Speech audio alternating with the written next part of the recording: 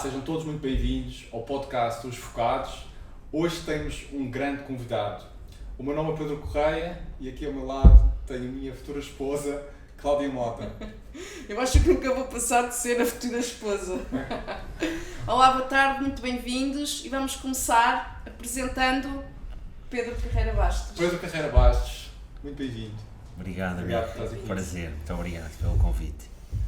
Então vou passar aqui a apresentar um pouco sobre o Pedro, já vamos falar sobre o trabalho dele e sobre algumas coisas importantes que ele já tem vindo a desenvolver. Então o Pedro é investigador em nutrição na Universidade de Lund, na Suécia, e na Universidade Europeia de Madrid, em Espanha. É cofundador e docente do Centro de Estudos Avançados em Nutrição, a CEAN, uma empresa espanhola de formação avançada em nutrição. É palestrante e formador em mais de 500 congressos e cursos ministrados em 4 línguas e em 4 continentes. E é autor e coautor de várias publicações científicas. Portanto, temos aqui uma pessoa com uma vasta experiência ao nível deste campo, da investigação da nutrição, e experiência também prática, porque sei que no passado também ainda atuaste como nutricionista.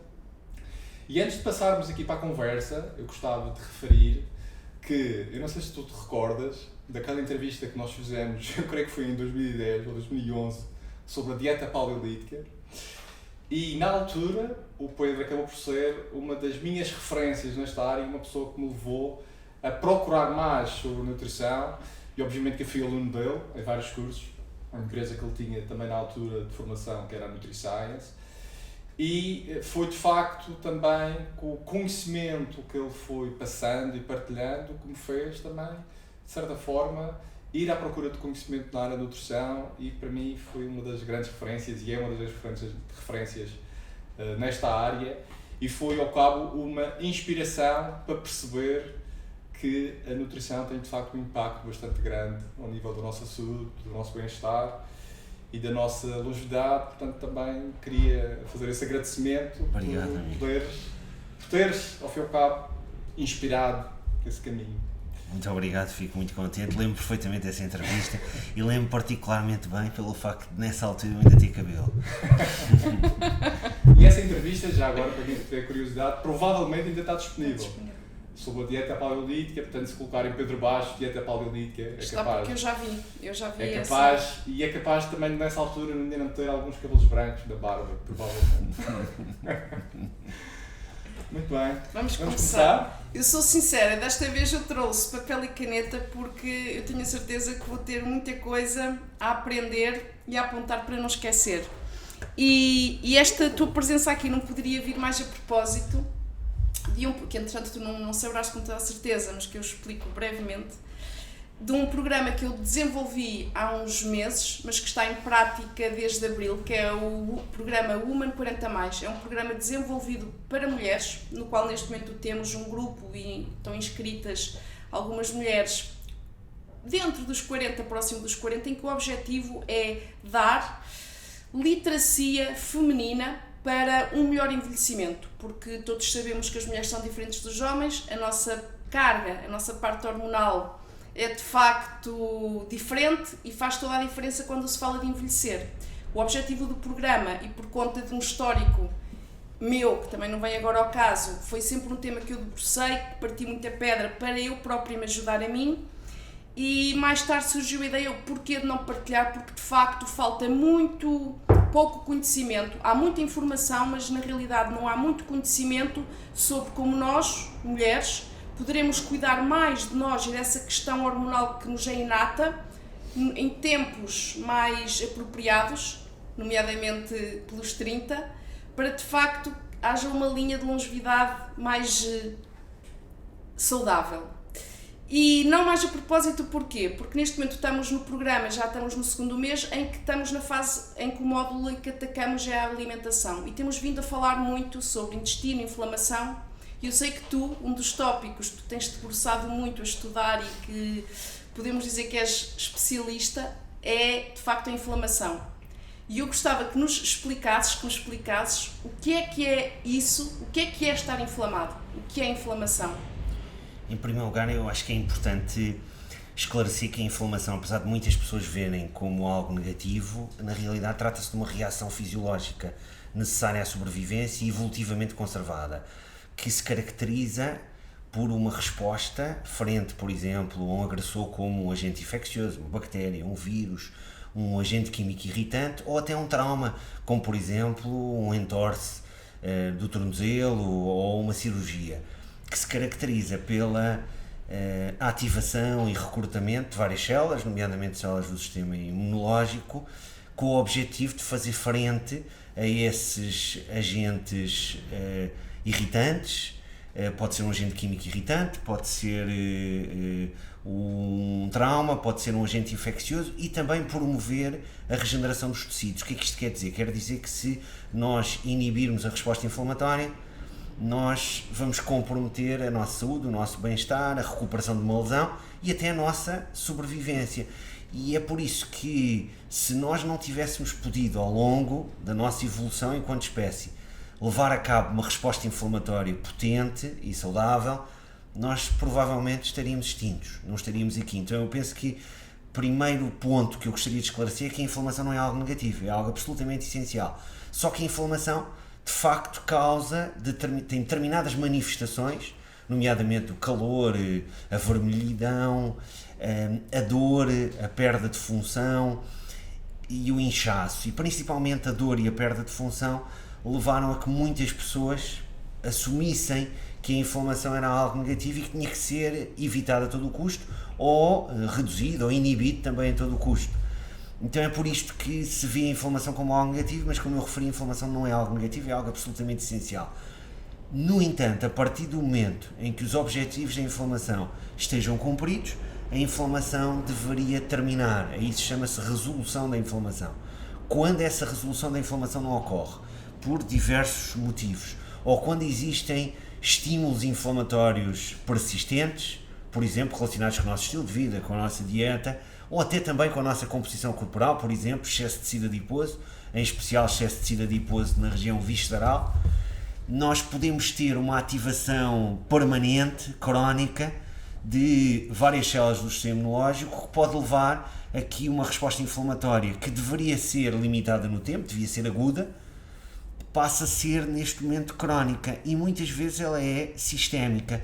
E apesar de que na maioria dos casos esta resposta que eu estou a falar ou este processo que eu estou a referir seja um processo de baixo grau, ou seja, que não produz as clássicas manifestações da inflamação, então leva a que as pessoas não tenham consciência de que sofrem deste processo inflamatório crónico, sistémico, ainda assim, apesar de ser de baixo grau, continua a ter várias consequências adversas, podendo aumentar o risco de diversas doenças degenerativas crónicas. Então nós podemos dizer que a inflamação, como mecanismo fisiológico de sobrevivência, é uma coisa, a inflamação crónica, sistémica, ainda que seja de baixo grau, é outra coisa. Ou seja, continuamos a ter a ativação das mesmas células do sistema imunológico, mas é uma ativação muito menor e muitas vezes não é ativada pelos mesmos estímulos que ativam aquela resposta inflamatória aguda, fisiológica, necessária à sobrevivência, mas que ainda assim pode ter muitas consequências adversas. Então nós temos que olhar para a inflamação como algo necessário, mas também para a inflamação, quando é crónica, como algo que pode ter muitas consequências adversas. Então é preciso fazer essa distinção entre o que é inflamação aguda e o que é inflamação crónica sistémica, ainda que seja, e normalmente é, de baixo grau. E essa inflamação crónica, que existe de forma permanente, quais é que são as principais características que, assim, numa avaliação, se consegue perceber? Estavas a falar que, por exemplo, o excesso de gordura é permanente, não é? Uma pessoa não perde gordura, ou seja, é uma pessoa que está inflamada. Esse é um exemplo de uma pessoa que vive debaixo de uma inflamação crónica permanente, quando tem excesso de peso, gordura. Sim, neste caso seria excesso de gordura, especialmente a gordura da região do tecido adiposo visceral, ou seja, abdominal, podemos dizer, sim, junto aos órgãos internos, nomeadamente o pâncreas, o fígado, perto do pâncreas, perto do fígado, e este tipo de tecido adiposo tem características especiais, vamos dizer assim, que fazem com que possa ficar inflamado mais facilmente, porque de facto há uma inflamação local ao nível do tecido adiposo. A partir do momento em que ele expande, este tecido adiposo, ou as células que constituem o tecido adiposo, melhor dito, são células que expandem fundamentalmente por aumento do seu tamanho, ou seja, por hipertrofia. E esse aumento do tamanho deveria ser acompanhado, quando uma célula expande dessa forma, deveria haver também um aumento da angiogênese, ou seja, devíamos ter mais vasos sanguíneos para transportar mais oxigênio e mais nutrientes para essa célula que agora é maior e logo vai precisar de mais oxigênio e mais nutrientes. No entanto, no caso dos adipócitos do tecido adiposo visceral, o que parece acontecer é que estes aumentam fundamentalmente desta forma, aumentam o seu tamanho. Então não temos o que é a hiperplasia, ou seja, a formação de mais adipócitos, temos sim o aumento do adipócito. É assim que, quando temos excesso de ácidos gordos, excesso de gordura a ser acumulada no tecido adiposo, ela leva a que tenhamos este aumento das células que armazenam gordura. Só que estas células que armazenam gordura não fazem só isso. Estas células também têm outras funções, também produzem uma série de moléculas. E também têm de diferentes, vamos dizer assim, estruturas dentro da célula, as organelas, que são necessárias para que a célula possa levar a cabo muitas funções. Uma delas é a função energética. Então, estas células, os adipócitos, continuam a ter mitocôndrias. E o que acontece é que a mitocôndria, para produzir aquilo que é a nossa moeda de troca energética, o ATP, precisam de oxigênio. E se nós temos um aumento do tamanho da célula, mas não temos um aumento da angiogênese, vamos ter menos oxigênio a chegar à mitocôndria, menos oxigênio chega à mitocôndria, podemos ter, por um lado, menos ATP a ser formado, a célula pode inclusivamente entrar em necrose, quando morre, mas de forma necrótica. Se a célula entra em necrose, podemos ter a ativação de células do sistema imunológico que residem ali no tecido adiposo, porque os nossos tecidos também têm células do sistema imunológico, que estão lá para fazer uma avaliação, vamos dizer assim, estão lá como sentinelas, para garantir que tudo está bem e, para o caso de haver algum problema, poderem imediatamente ser acionadas e entrar em ação. E uma das funções das células do sistema imunológico não é apenas combater um vírus, combater uma bactéria. Uma das funções das células do sistema imunológico é também, por exemplo, fazer a remoção, vamos dizer assim, de uma forma simples, do lixo. Então, se nós temos células que morrem, nós vamos ter lixo que resulta daí, dessa morte celular, desses resíduos, esses debris celulares. Então, isso vai ter que ser removido. E são células do sistema imunológico que fazem essa remoção. Nomeadamente, para quem quer saber isto em maior detalhe, os macrófagos. Temos macrófagos, que são células do sistema imunológico, residentes no tecido adiposo, que são ativadas quando estas células entram em morte, quando morrem, entram em necrose, e elas são ativadas para remover esses debris, esses resíduos. Por outro lado, quando temos menos oxigênio a chegar às mitocôndrias, também temos não só menos ATP, que pode levar à morte celular, que por sua vez leva à ativação de macrófagos, mas também temos maior produção de determinadas substâncias, são espécies reativas de oxigênio, onde se incluem, mas não apenas, os radicais livres, e que também vão ativar células do sistema imunológico, nomeadamente, uma vez mais, macrófagos. Isto tudo resulta no aumento da resposta inflamatória. Existem ainda outros mecanismos a ocorrer, que não importa agora mencionarmos em detalhe, mas o que é importante nós percebermos é que, pelo facto destas células do tecido adiposo visceral aumentarem assim de tamanho, ou seja, por hipertrofia, isso pode gerar toda uma série de processos, nomeadamente os que eu referi e outros, que podem levar à ativação de células do sistema imunológico que residem no tecido. Essas células ativam-se, como macrófagos, por exemplo, e quando essas células são ativadas, elas produzem uma série de substâncias, por exemplo, citocinas e outras moléculas essas que no próprio tecido adiposo vão ter uma ação, podem, por exemplo, levar a que o adipócito, que é a principal célula do tecido adiposo, fique resistente à ação de uma hormona que é a insulina, e se o adipócito fica resistente à ação da insulina, o que vai acontecer é que, uma vez que a insulina, vamos dizer assim, funciona como um travão para a lipólise, porque nós armazenamos gordura nos adipócitos, A gordura, quando estamos a falar de gordura, estamos a falar de um triglicérido. O triglicérido é constituído por 3 ácidos gordos, daí a palavra triglicérido, e de um glicerol. Então nós temos 3 ácidos gordos ligados a um glicerol e quando estão assim ligados no adipócito, estão ali armazenados. Para nós podermos fazer uso dos ácidos gordos, por exemplo, utilizá-los como uma fonte de energia, por exemplo, pelo próprio músculo, utilizar como fonte de energia, nós precisamos, em primeiro lugar, levar a cabo um processo chamado lipólise. Ou seja, precisamos de partir estes triglicéridos em ácidos gordos e glicerol para que estes possam sair do adipócito e daí do tecido adiposo para depois, então, poderem, através da circulação, chegar, por exemplo, ao tecido muscular para serem usados como uma fonte de energia. A insulina funciona como um travão a essa lipólise. A partir do momento em que o adipócito é resistente à ação da insulina, isso ocorre pela própria inflamação, porque quando o adipócito aumenta, ativamos células do sistema imunológico por tudo aquilo que eu referi, e isso faz com que essas células do sistema imunológico, nomeadamente macrófagos, produzam uma série de substâncias, nomeadamente citocinas, que são proteínas, que vão no próprio adipócito levar, por mecanismos que não importa agora referirmos, são complexos, mas que vão levar a uma resistência à ação da hormona insulina. Então isso faz com que o adipócito aumente a lipólise. Então nós vamos ter mais saída de ácidos gordos do adipócito, só que como nós estamos a falar de um tecido adiposo que está muito próximo, por exemplo, do fígado, esses ácidos gordos podem chegar facilmente ao fígado e podem infiltrar-se no fígado, levando, por exemplo, ao fígado gordo.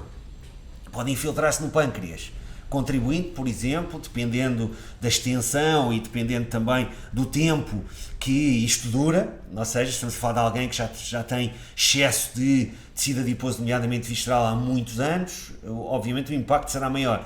Mas isto pode também contribuir, por exemplo, para a diabetes tipo 2. E hoje até sabemos que existe o coração gordo, ou seja, também podemos ter infiltração no próprio miocárdio, o músculo cardíaco, e podemos ter em vários outros órgãos, até no próprio músculo. E isso leva a uma série de alterações nesses órgãos que podem contribuir para doenças, como por exemplo, como eu referi, a diabetes tipo 2.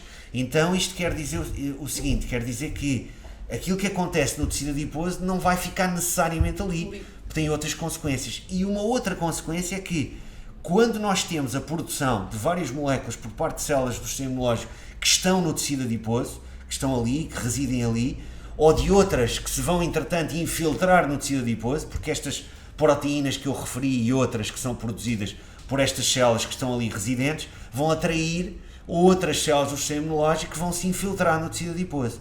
E estas células, juntamente com as que são residentes, vão produzir ainda mais moléculas, nomeadamente citocinas, uma vez mais, como interleucina 1-beta, fator de necrose tumoral alfa, interleucina 6 e várias outras moléculas cujo nome não é muito importante.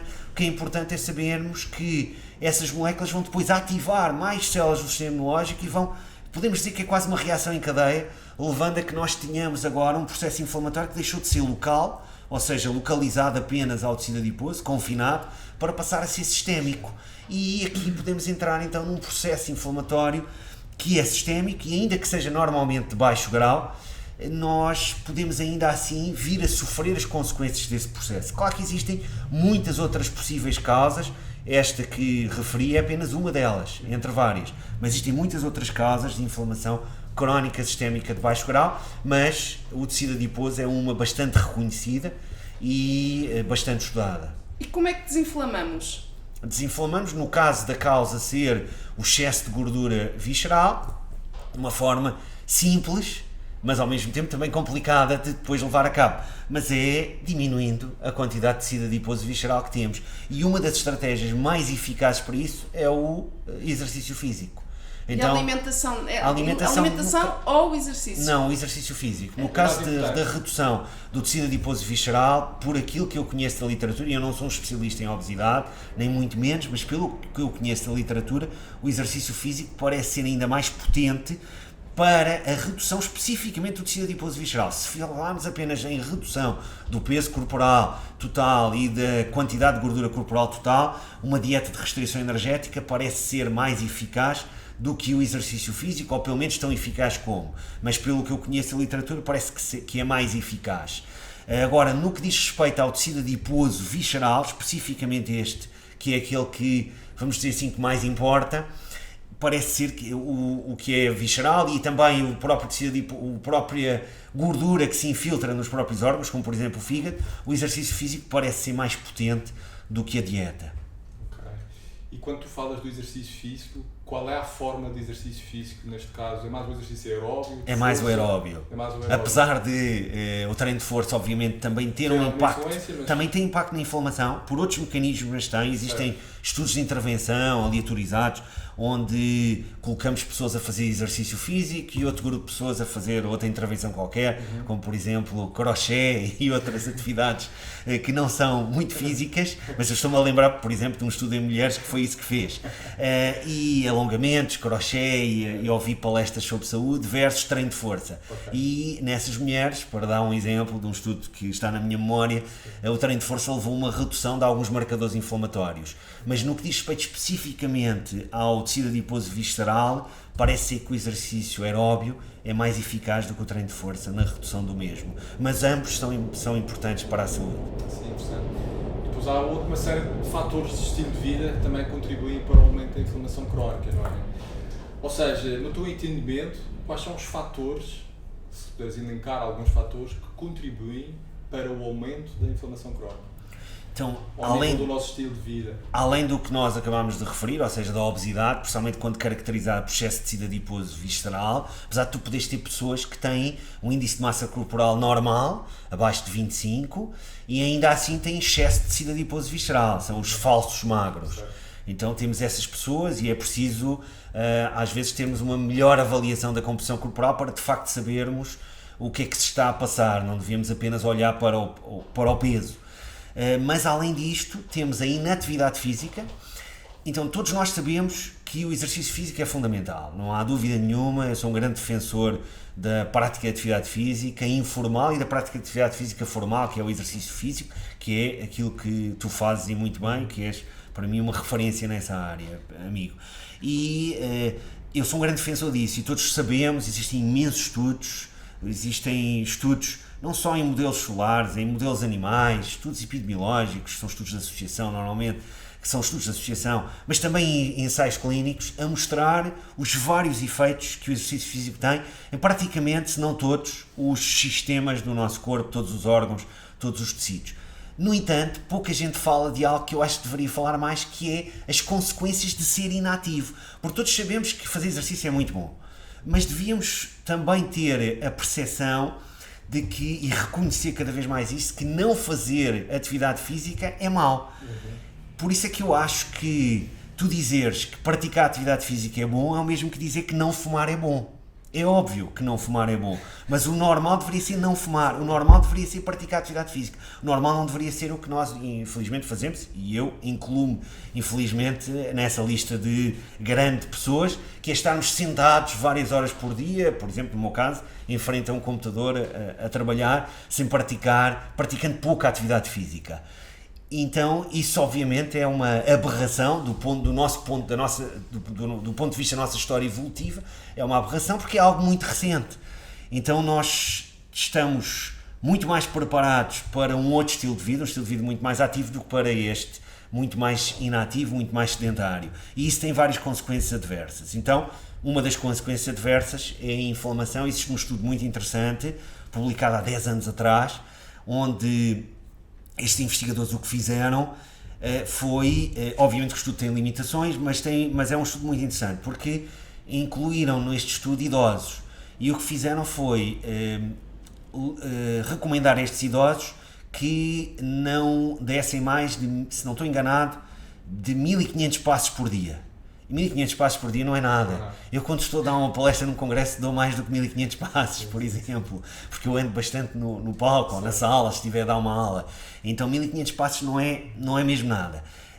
Então o que aconteceu ao final de 2 semanas apenas foi que um marcador de inflamação, que é a proteína C reativa, aumentou 25%, e depois a avaliação que fizeram da sensibilidade à insulina depois de comerem, portanto a sensibilidade à hormona insulina depois de comerem, reduziu, se não estou enganado, em aproximadamente 40%, e a capacidade que estas pessoas têm de, vamos dizer assim, poderem produzir proteínas, nomeadamente proteínas musculares, portanto, a capacidade anabólica destas pessoas diminuiu também significativamente. Ou seja, com apenas 2 semanas de atividade física, as pessoas ficaram com inflamação, com resistência à insulina e resistência anabólica, que a longo prazo pode contribuir para a sarcopenia, que é a perda de massa muscular e de força, e que tem muitas consequências, além desta consequência, que já é uma consequência, obviamente, para a qual devíamos estar despertos, mas tem muitas outras consequências. Por exemplo, pode aumentar o risco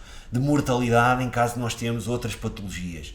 Um indivíduo que tenha sarcopenia tem maior risco de morte, principalmente se tiver também outras patologias, e há uma série de alterações hormonais e metabólicas e imunológicas que ocorrem com esta perda de massa muscular e de força, que tem como uma das causas principais esta inatividade física. Então, inatividade física.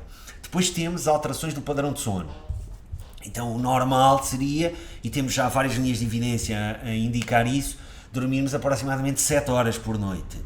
Esse é um número mágico que vem essencialmente de estudos epidemiológicos que olharam para a mortalidade. Por exemplo, estudos de coorte, prospectivos de coorte, que avaliaram a mortalidade. Então, indivíduos que dormiam menos de 7 horas por noite tinham maior mortalidade, indivíduos que dormiam mais também tinham maior mortalidade, apesar de eu achar que mais horas de sono não tem que necessariamente levar a um aumento do risco de doenças e de mortalidade, pode ser simplesmente porque as pessoas que têm que dormir mais já são pessoas que de base já têm alguma patologia, e isso faz com que tenham que dormir mais. Então existe bastante polémica à volta do sono mais longo, mas existe cada vez menos polémica sobre o sono curto.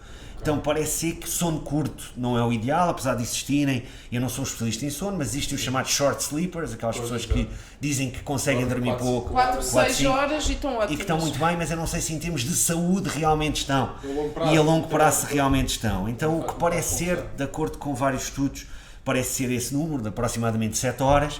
Então, se nós dormirmos menos do que isso, existem já estudos controlados em humanos, em ambiente controlado. Por exemplo, as pessoas vão para um determinado centro, onde ficam lá uma noite, ou 2, ou até mais do que 2, e durante essas noites que lá estão, são sujeitas a diferentes alterações do sono, nomeadamente, por exemplo, a um encurtamento do sono de 8 horas, portanto coloca-se normalmente aí ao 7 ou 8 horas como o valor normal, e depois vamos reduzir esse número de horas e ver o que é que acontece. Então, quando se reduz de 8 para 6, de 8 para 4, ou se faz privação completa de sono, o que é que se vê? Vê-se um aumento de marcadores inflamatórios, vê-se um aumento da resistência à insulina, vê-se uma diminuição da vasodilatação, por exemplo, e outras alterações. E depois ainda temos outra questão, que é, nós aqui estamos a falar da duração do sono, também podíamos falar da qualidade do sono, que vai mais além da duração. Tem a ver com quanto tempo se demora a adormecer, quantas vezes se acorda por noite, se acordamos com uma sensação de realmente estarmos repousados ou não. Há uma série de fatores que são incluídos para classificar a qualidade do sono. Mas também temos algo mais além disto, que é a que hora é que vamos dormir, porque nós não somos animais noturnos. Isto significa que nós deveríamos dormir quando é noite e deveríamos estar expostos à luz, principalmente luz intensa, nomeadamente a luz solar, e comer e praticar atividade física durante o dia. Quando há luz e à noite não deveríamos fazer isso e deveríamos preparar para dormir. E quando nós alteramos isto, por exemplo, quando trabalhamos por turnos, os trabalhadores por turnos são um bom exemplo disto. E quando fazemos isto, nós temos uma disrupção, vamos dizer assim, dos nossos ritmos circadianos. Circadiano quer dizer à volta de aproximadamente 24 horas, porque o ritmo circadiano, aliás, os ritmos circadianos são os ritmos que as nossas células têm e que são ritmos que ocorrem ao longo de aproximadamente 24 horas. É um bocadinho mais de 24 horas. A luz é um fator que regula bem este relógio e faz com que fique muito próximo de 24 horas. Se não tivermos exposição à luz, vamos ter um ritmo circadiano que vai ser um pouco maior. E isso pode, ao final de vários dias, pode inclusivamente fazer com que tenhamos uma alteração bem significativa, que podíamos dizer que é quase semelhante ao viajarmos para um outro lugar do planeta onde nós estamos num outro fuso horário. Isso poderia acontecer quando não nos expomos à luz. Mas voltando então ao que eu estava a dizer, então nós deveríamos seguir o que é o ciclo natural dia-noite. Quando isso não acontece, podemos ter consequências adversas. Como é que eu sei que podemos ter consequências adversas? Porque existem vários estudos em trabalhadores por turnos que nos indicam que mesmo que durmam 7 ou 8 horas, têm marcadores de inflamação, como por exemplo, a quem quer saber mais, a proteína C reativa mais alta, e além disso têm também alterações ao nível dos mecanismos da saciedade, por exemplo, fazendo com que tenham, e a privação do sono também faz isso, com que tenham, por exemplo, mais apetite por alimentos gordos e doces, para simplificarmos, nomeadamente alimentos, por exemplo, processados e ultraprocessados, que são combinações de açúcar, farinha de cereais refinados, sal, gorduras, etc. Então parece haver maior propensão para as pessoas comerem maior quantidade desse tipo de alimentos quando têm privação de sono ou têm alteração destes ritmos circadianos. Depois também há estudos epidemiológicos a associar esta alteração dos ritmos circadianos em trabalhadores por turnos, como por exemplo médicos, enfermeiros, seguranças, etc. Existem várias profissões onde nós temos o trabalho por turnos, e o trabalho por turnos é um fator de risco para mortalidade e para várias doenças essas que se associam à inflamação crónica sistémica de baixo grau. Não é o único mecanismo pelo qual o trabalho por turnos leva a isso, mas é um deles. Mas nós também podemos ter essa alteração dos ritmos circadianos, por exemplo, quando nós viajamos para um outro país onde temos uma diferença horária de 4, 5, 6, 8 ou até mais. Ou quando nós no fim de semana, por exemplo, decidimos ir para a noite e em vez de nos deitarmos à hora que normalmente nos deitamos durante a semana, por exemplo, no meu caso entre as 10 e as 11 da noite, deitamos às 2 da manhã. Então o que acontece é que nós vamos ter o chamado jet lag social. E se nós fizermos isso, imaginemos que nós de segunda à quinta vamos nos deitar entre as 10 e as 11 da noite.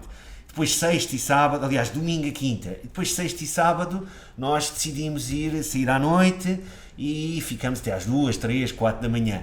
Na segunda-feira vamos estar completamente de rastros e normalmente atribuímos às segundas-feiras sempre uma simbologia muito negativa. Segunda-feira é horrível, vou ter que começar a semana, vou ter que começar neste trabalho que eu não gosto nada, quando talvez o problema não seja esse, talvez o problema seja que estás com jet lag.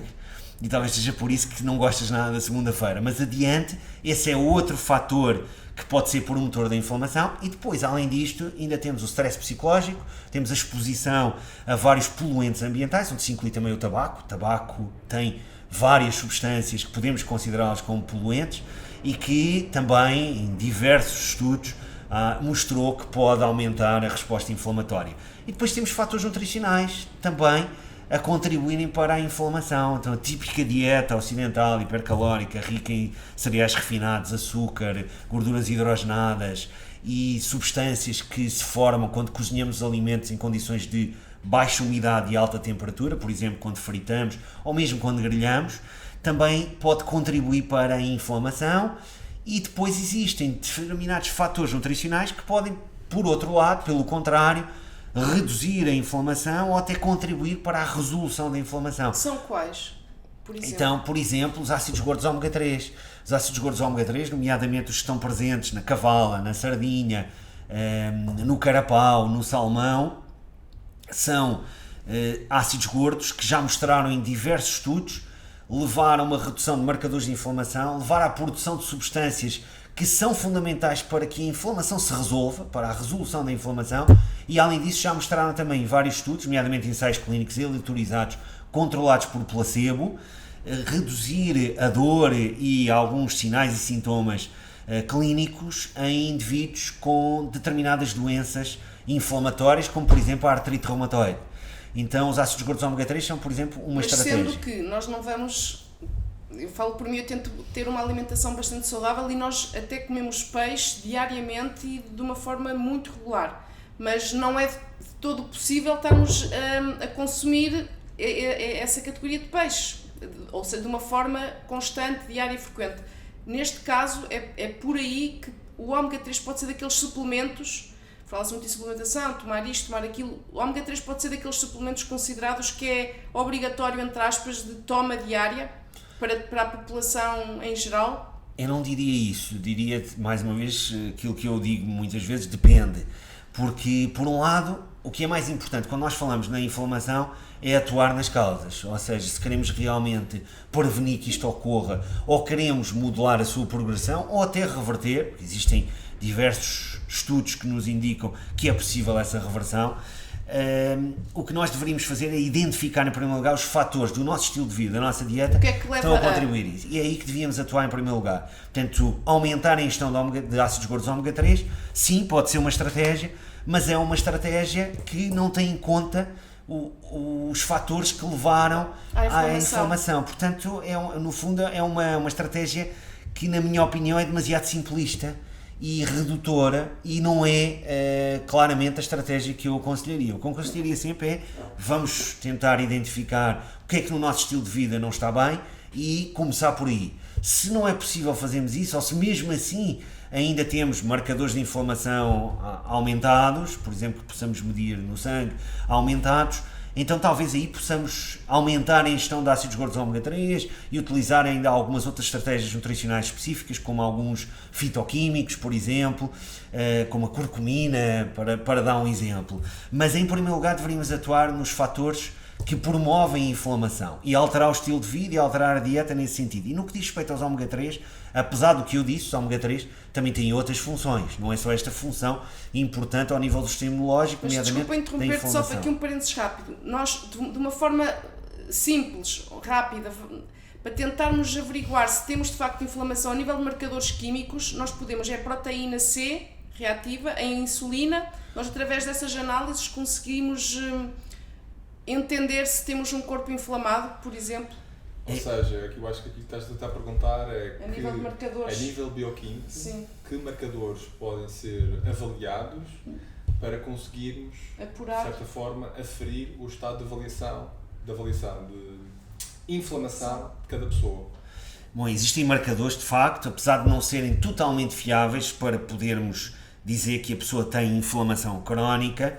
Apesar disso, utilizam-se, e em vários estudos utilizam-se esses marcadores, nomeadamente para testar os efeitos de várias intervenções, como exercício, como estratégias nutricionais, alterações da dieta, etc.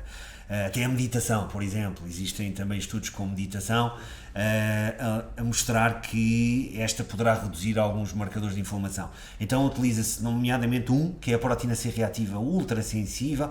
Para simplificarmos, a proteína C reativa é uma proteína que é produzida essencialmente pelo nosso fígado como resposta a uma ativação de células do sistema imunológico. Então, células do sistema imunológico, quando são ativadas, pelo que seja, pode ser um vírus, uma bactéria, podem ser moléculas que são produzidas pelo próprio tecido adiposo, por exemplo, como eu referi antes, podem ser espécies reativas de oxigênio, que podem ser produzidas como resposta à ingestão de alimentos fritos, por exemplo.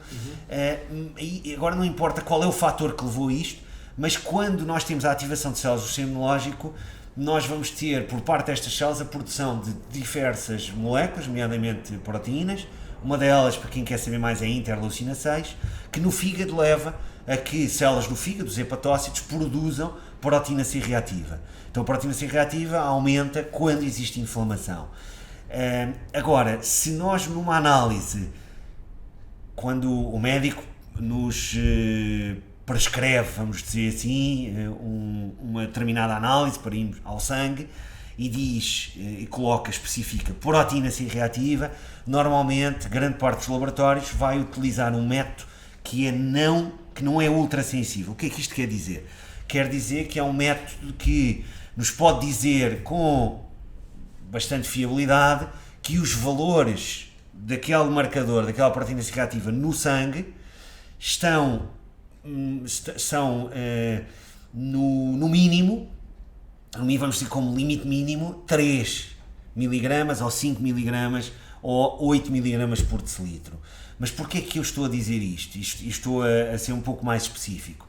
Pelo facto de existir evidência a mostrar que os valores ideais de proteína C reativa são inferiores a 1 mg por litro. Peço desculpa, é 1 mg por litro e não por decilitro.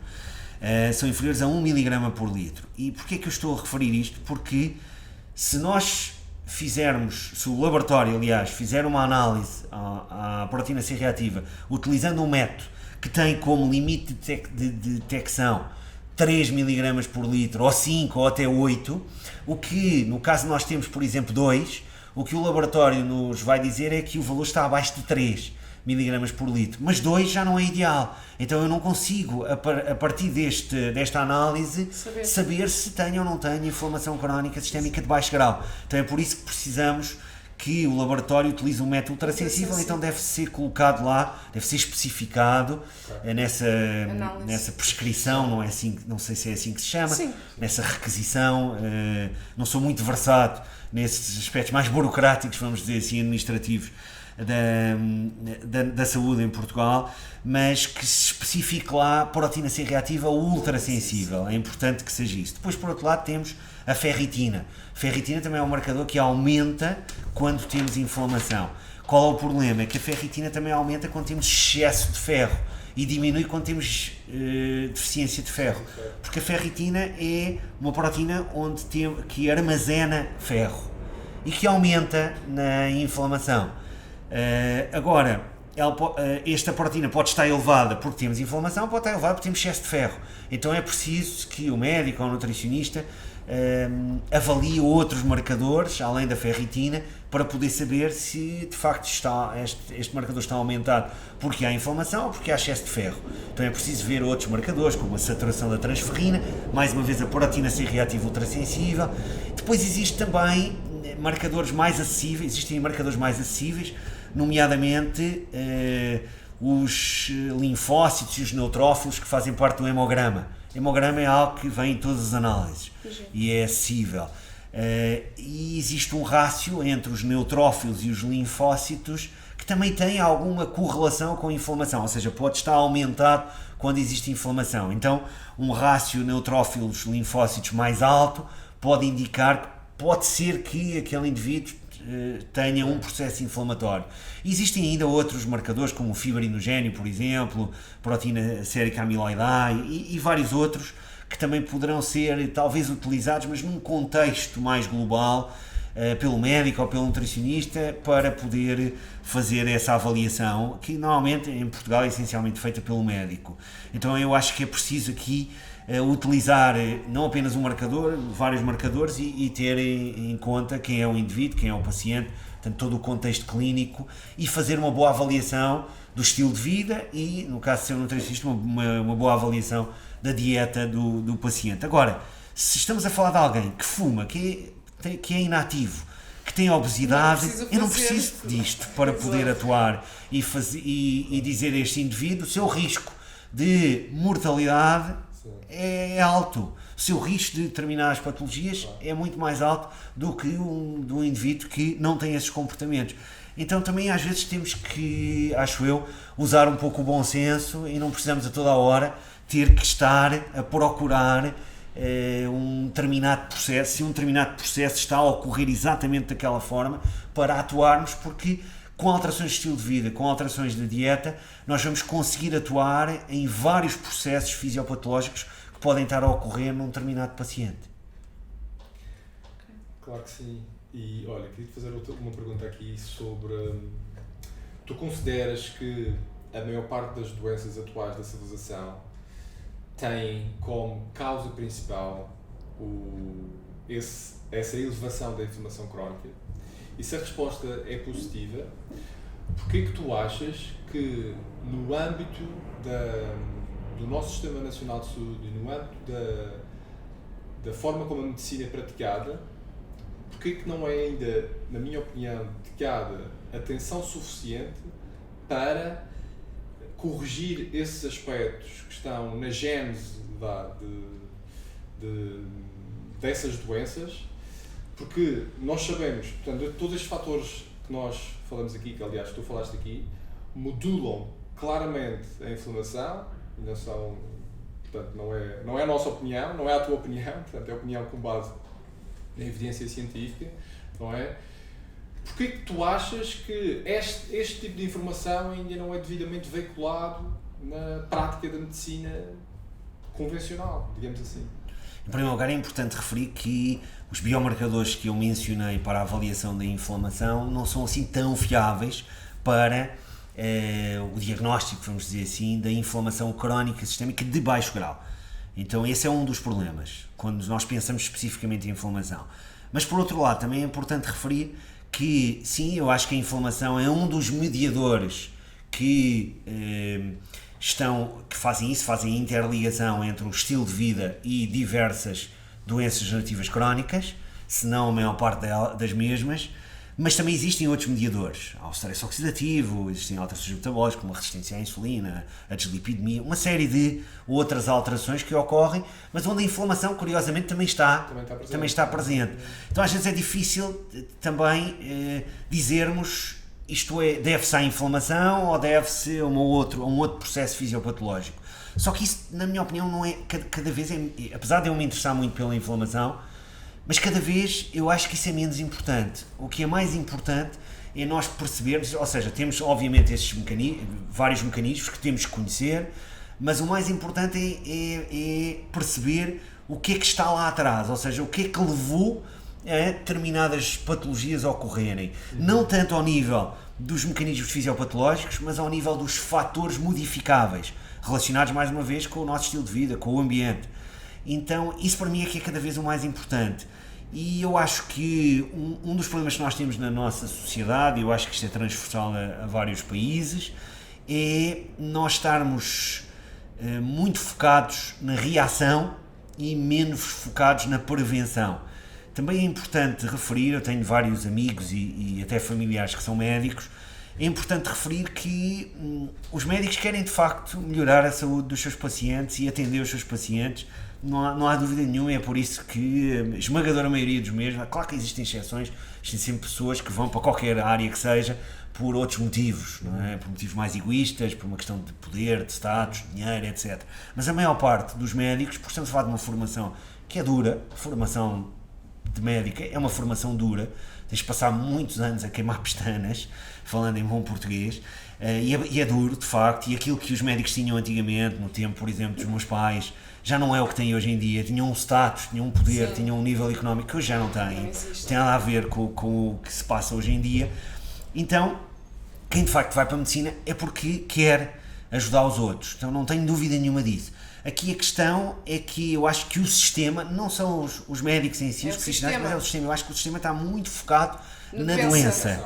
Na doença e não na saúde. Na prevenção. Não na prevenção, não na otimização da saúde, mas este paciente tem este problema naquele momento. Como é que eu resolvo isto? E principalmente, e aqui eu tenho que fazer esta crítica, que é uma crítica ao Sistema Nacional de Saúde, é como é que eu resolvo isto para este paciente em 15 minutos?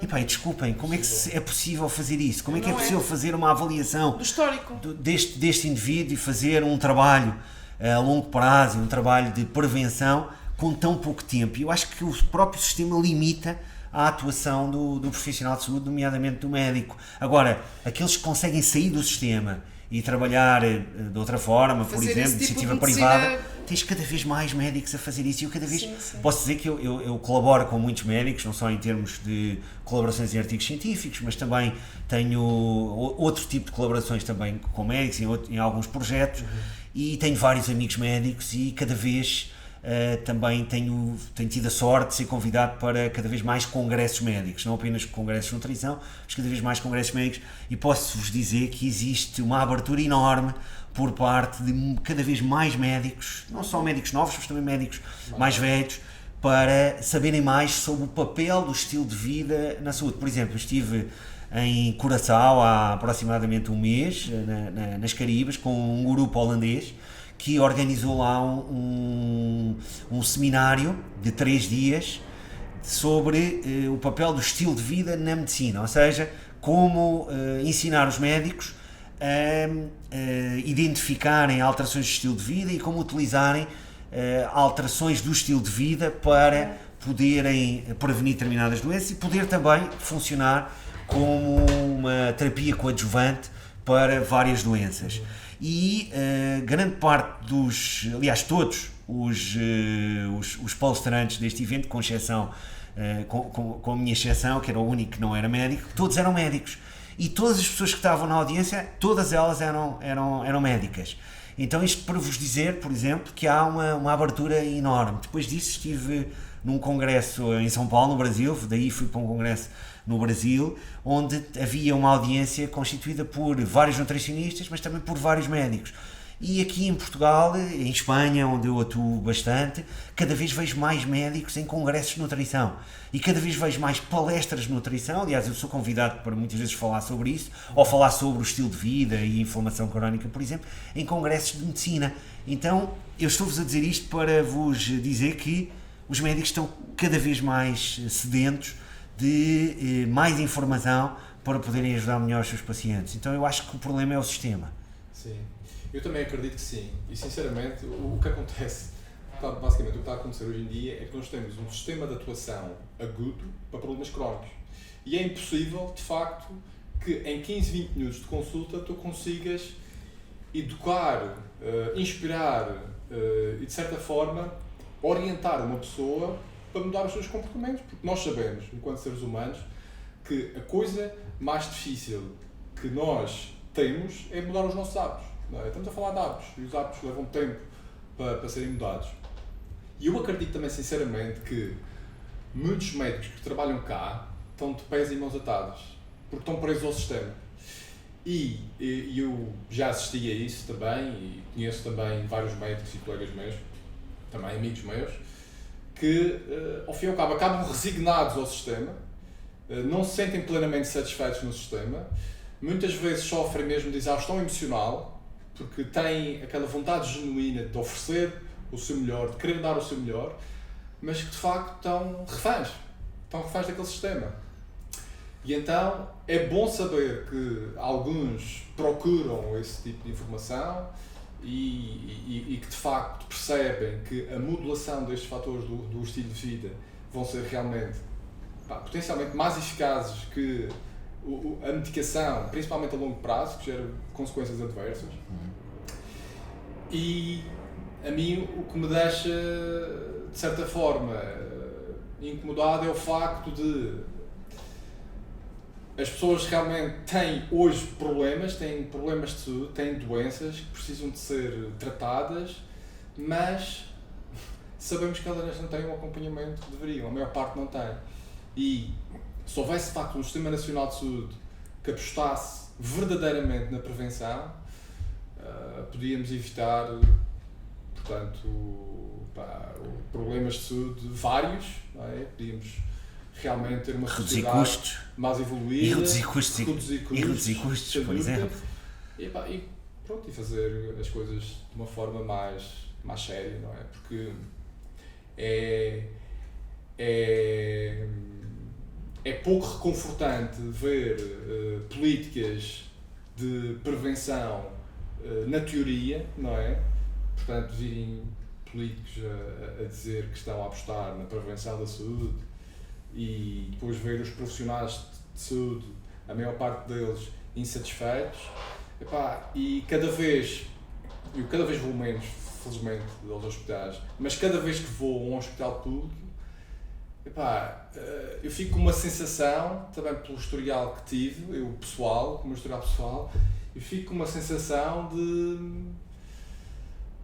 de quase de pena pelas pessoas que estão ali, a maior parte das pessoas que estão ali, que não têm realmente o acompanhamento que deviam ter. E sabemos que os serviços públicos estão cheios de pessoas doentes que eu acredito com algumas mudanças, e obviamente com a vontade própria também, mas com mudanças simples, mas é que são mudanças simples que poderiam fazer a diferença na vida dessas pessoas. Por exemplo, a alimentação e o exercício serão, por exemplo, 2 medicamentos, ou melhor, seria a prescrição ideal dessa tal prevenção, dessa tal melhoria de estilo de vida para evitar esta inflamação, por exemplo. Sim, seriam 2 das principais estratégias que eu utilizaria claramente, ou recomendaria, para prevenir não só este processo inflamatório crónico sistémico de baixo grau, mas também diversas doenças associadas ao mesmo e associadas a outros processos que também são influenciados pela dieta, são influenciados por fatores nutricionais específicos e são influenciados pelo exercício físico. E além disso, depois ainda temos os outros comportamentos, vamos dizer assim, que também podem afetar isto, como eu referi, e que também deveriam estar em cima da mesa, nomeadamente o stress psicológico, nomeadamente as alterações do sono, nomeadamente o tabaco, que ainda continua a ser um problema na nossa sociedade, continua a ser. É presente. É bastante presente, e nomeadamente a poluição também. É algo que eu, por exemplo, vivendo em Lisboa, eu vivo em Lisboa, vivo no centro de Lisboa, vivo mesmo ao pé do Marquês de Pombal, estou a 500 metros no centro mesmo. da poluição. E é bastante poluído, e o que eu faço é, eu vou muitas vezes ao Parque Eduardo VII, andar a pé, por exemplo, mas eu, pessoalmente, gostaria de ter muito mais espaços verdes em Lisboa do que tenho. Eu acho que Lisboa é uma cidade com pouquíssimos espaços verdes. Ok, temos Monsanto, mas Monsanto não está no centro da cidade, temos de nos deslocar até lá. Não é tão longe assim, eu sei, mas não é o mesmo que ter espaços verdes na cidade. Eu acho que, por exemplo, se pensarmos em políticas de saúde pública, e agora indo um pouco mais além do que tu falaste, Pedro, eu acho que algo que também os nossos governantes, nomeadamente os autarcas, deveriam fazer, na minha opinião, acho eu, preocupar-se menos com palcos e preocupar-se se calhar um bocadinho mais em ter mais espaços verdes na cidade, porque eu acho que esse é um dos grandes problemas, e o que eu vejo hoje em dia também, aqui vejo hoje em dia talvez motivado, eu sei que isto já é algo um pouco mais político, mas não é partidário minimamente, sim. Mas eu vejo cada vez mais, por exemplo, é construção. Por exemplo, a antiga Feira Popular foi abaixo, e o que eu soube foi, posso estar enganado, mas foi que me informaram que vão construir lá um condomínio. Porquê é que não constroem um parque? Para os cidadãos de Lisboa, para os habitantes de Lisboa. Eu, como lisboeta, posso dizer que estou, pelos cabelos poucos que tenho, com esta situação que eu vejo em Lisboa, que é cada vez mais construção, poluição, carros, quando eu acho que isso deveria ser mudado. E essa é uma das políticas de saúde pública que tem um impacto e que já foi inclusivamente estudado. Esse impacto de mais espaços verdes já foi estudado. Sim. Mas sobre essa nós não temos controle, não é individual. Individualmente não temos controle, mas é uma partilha. Exatamente, mas faz. Políticas de mas saúde é bom estarmos sensibilizados para isso e é bom estarmos conscientes disso. Mas sendo que nessa parte nós individualmente temos muito pouco controle, naquilo que temos controle e que está ao nosso alcance, podemos então partir atividade física, alterações da dieta, um sono adequado e em consonância com o que é o ciclo natural dia-noite. Utilizamos estratégias para lidar melhor com o stress, a meditação, por exemplo. Tu usas alguma? Eu no meu caso, sim, uso a meditação como uma estratégia para lidar melhor com o stress, mas também tenho uma outra estratégia, que é tentar cada vez mais afastar da minha vida pessoas tóxicas. Que, sim, podemos dizer assim. Então, isso é uma das coisas que eu fiz ao longo dos anos, foi afastar da minha vida pessoas que te tiram mais, como dizem os espanhóis, restam mais do que tiram. Olha, vamos falar um bocadinho do que te sobre os aportam. exercícios, pode ser? Como é que tu disseste que tinhas, no início aqui da conversa, que tinhas alguma dificuldade, não é, em incluir o exercício, porque dizes que passas muito tempo sentado a estudar. Mas também há estratégias que podemos adotar ao longo do dia. Estou à espera que tu me digas quais são essas levantar a estratégias. hora, fazer algum tipo de movimento, porque isso, as pessoas podem pensar que não, mas isso já faz diferença. Só o facto de me levantar a hora e fazer alguns movimentos, sejam uns alongamentos, sejam umas flexões, sejam uns agachamentos, sejam um exercício de mobilidade, isso já faz diferença. É porque, isto agora, só referindo uma questão que tu falaste já há algum tempo atrás, que é importante mencionar. As pessoas que passam 8 a 10 horas por dia sentadas e depois vão ao ginásio treinar, são pessoas sedentárias na mesma. É verdade. Portanto, as pessoas pensam que o facto de ir ao ginásio, mesmo que vá ao ginásio todos os dias, 5 ou 6 dias por semana, e passa 8 ou 10 horas por dia sentado, tenho pena, mas também és sedentário. Nós somos sedentários. Eu não passo tanto tempo sentado como tu, eu sou sedentário. Eu sou sedentário. Posso passar algumas horas, mas vou colocando sempre movimento ao longo do dia. Ok. E isso é muito importante, e é uma questão, cá está, é incluir o hábito. Agora, péssimo é passar 8 horas por dia sentado, 10 horas por dia sentado. E por isso pergunto, a nível de exercício físico, quais são os hábitos? Quantas vezes treinas por semana? O que é que tu fazes? Treino mais aeróbio? Se estás treino de força? O que é que tu fazes? Ok, então o que eu faço é 2 a 3 vezes por semana vou a um ginásio, logo de manhã, ou seja, para que não tenha nenhuma outra atividade que me impeça de ir. Então eu acordo cedo e saio de casa às 7 da manhã para ir a um ginásio fazer, normalmente começo por passadeira, uns 15 minutos, e depois a seguir faço treino de força. E depois alongo e vou tomar banho e vou para casa.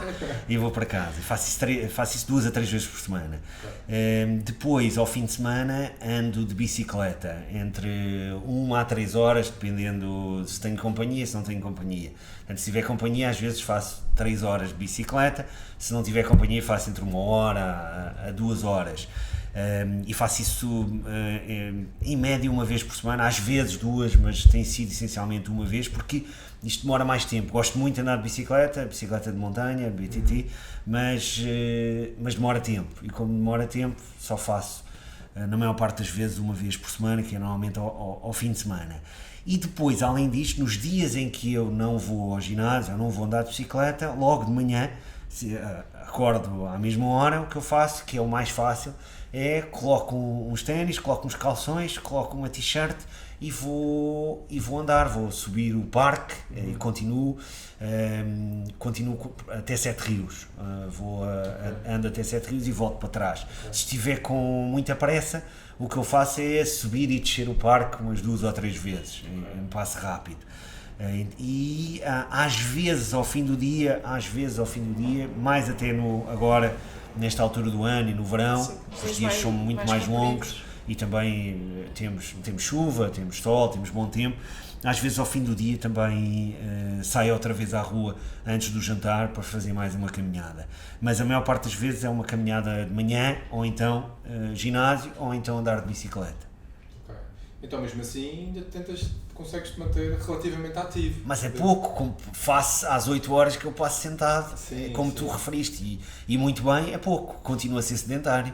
Apesar disto, eu sei que continuo a ser sedentário e que precisava de aumentar a minha atividade física. Então o que é que nós devíamos fazer para não sermos esses tais sedentários, que eu agora até me sinto mal porque eu incluo-me no pacote dos sedentários, porque eu passo o dia sentada, levanto-me para vir treinar e volto a sentar-me. O que é que me retiraria do tal sedentarismo? O que é que retiraria?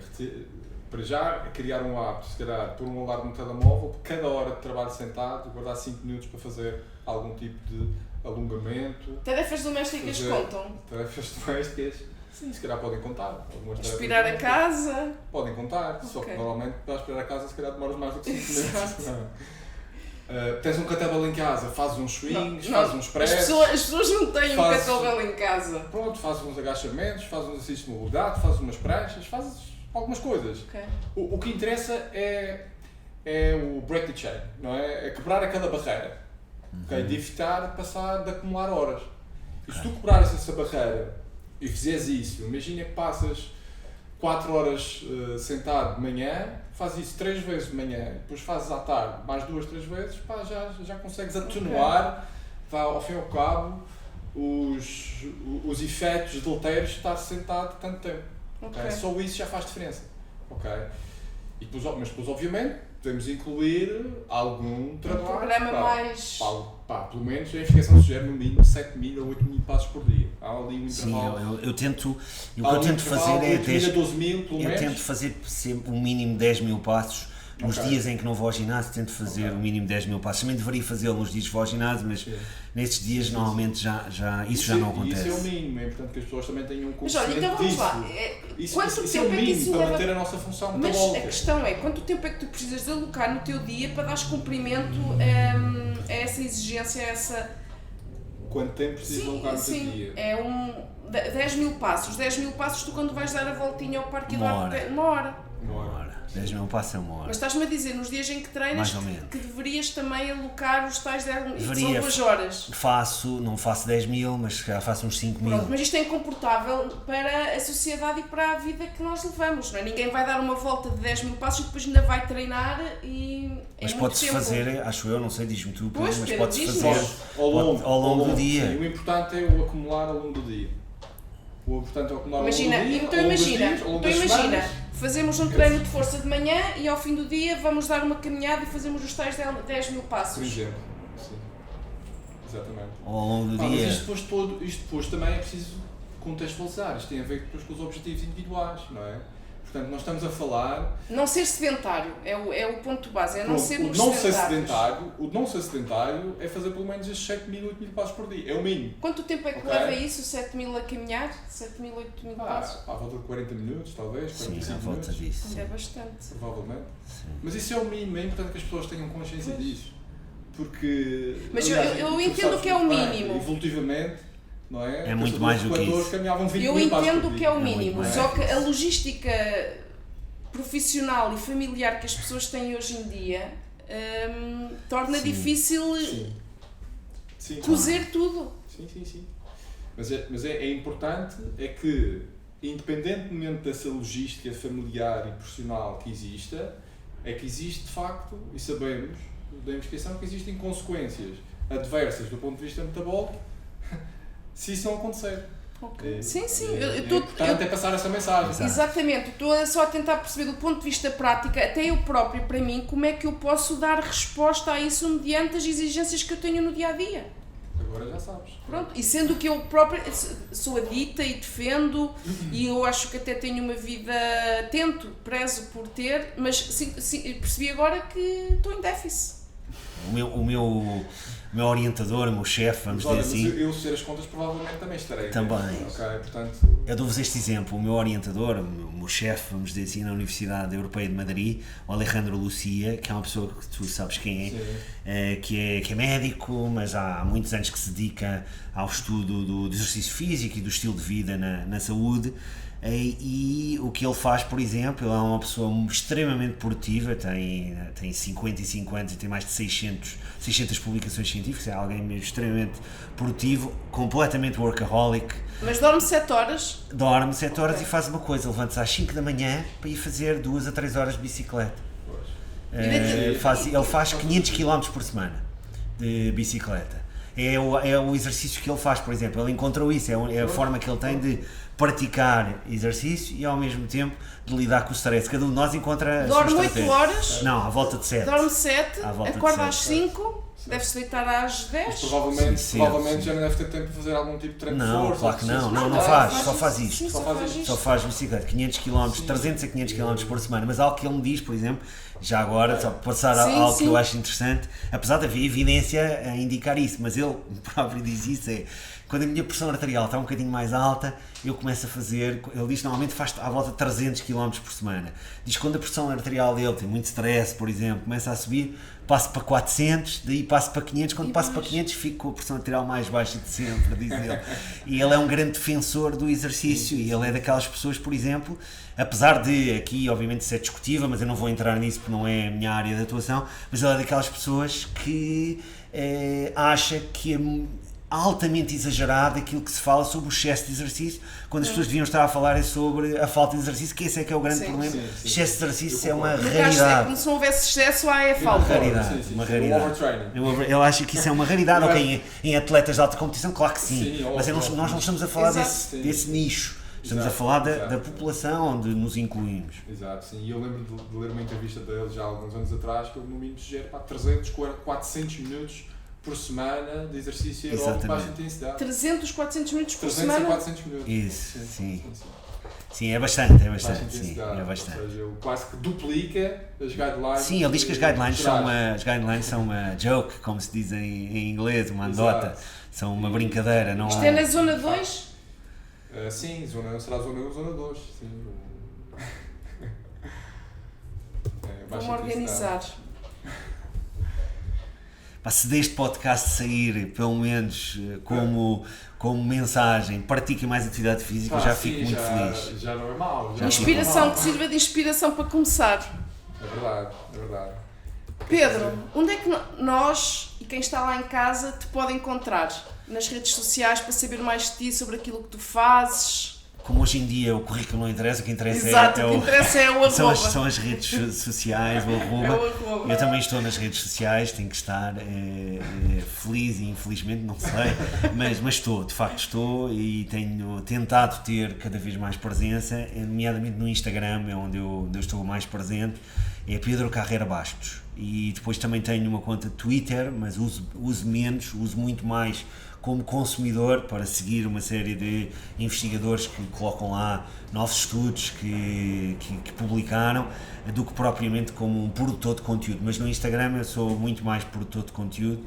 E se aprenderemos tiverem mais contigo. Se tiverem interesse em ver o que eu faço, o que eu divulgo, penso que talvez seja a melhor conta. Sim, eu também já acompanho há imenso tempo e todas as pessoas que estejam minimamente interessadas em nutrição, aliás, minimamente e detalhadamente, é verdade, muitas publicações que o Pedro faz já é preciso ter algum conhecimento prévio de nutrição, de conteúdo também bastante técnico, obviamente, atendendo à população e às pessoas com quem ele lida e está, e portanto recomendo que o sigam no Instagram e se tiverem a curiosidade acima da média, que também possam fazer algum tipo de formação, mas tu neste momento não estás muito em Portugal a dar formação? Não, neste momento não estou. Mais em Espanha, não é? Estou essencialmente a dar formação em Espanha, sim, através do CAN e mas além também disso... é online?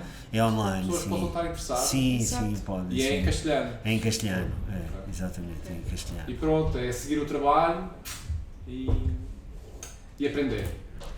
Pedro, acho que vamos ter que gravar um podcast sobre novamente, vitamina D. sobre vitamina D, sobre o sol, se calhar, de explorar mais esse tema. Quando quiseres, é um prazer. Muito obrigado a vocês pelo convite. Pronto. Obrigada por estares presente. Gostaste? Obrigado. Por teres partilhado connosco e nos dares aqui mais uns ensinamentos, porque aprender é sempre bom. É verdade. Muito obrigado. Obrigado. Obrigado a todos e até à E até próxima. já. Muito obrigado.